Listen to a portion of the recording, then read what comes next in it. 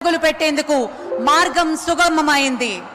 ఆంధ్రప్రదేశ్ సమగ్ర అభివృద్ధికి కొత్త రైల్వే జోన్ ఎంతగానో ఉపకరిస్తుంది. అలాగే పర్యావరణ హితంగా అభివృద్ధి చెందుతుంది అనటంలో అతిశయోక్తి లేదు.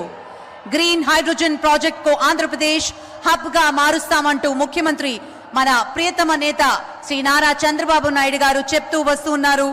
ఉప ముఖ్యమంత్రి శ్రీ పవన్ కళ్యాణ్ గారు సైతం అభివృద్ధి పర్యావరణ హితంగా ఉండాలి అంటూ సూత్రీకరణగా ఆంధ్రప్రదేశ్ ముందుకు తీసుకువెళ్తున్నారు.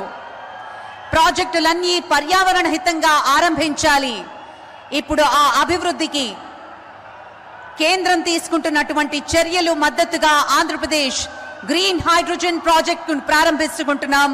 తాజాగా ఎన్టీపీసీ ఇది మనందరం చేసుకున్నటువంటి అదృష్టంగా భావిస్తూ గౌరవ ప్రధాని శ్రీ నరేంద్ర మోదీ గారు 2 లక్షల కోట్లకు పైగా విలువైన అభివృద్ధి ప్రాజెక్టులు శంకుస్థాపన, ప్రారంభోత్సవం మరియు జాతికి అంకితం చేస్తున్నటువంటి శుభ తరుణాన్ని మనం మరికొద్ది క్షణాల్లో వీక్షించబోతున్నాం.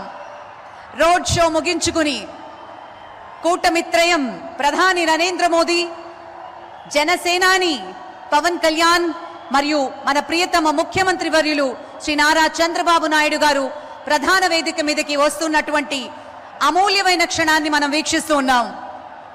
దేశంలోనే చాలా కొద్ది మందికి మాత్రమే సాధ్యమవుతుంది అటు రాజకీయం, ఇటు సంక్షేమం, మరోవైపు అభివృద్ధి.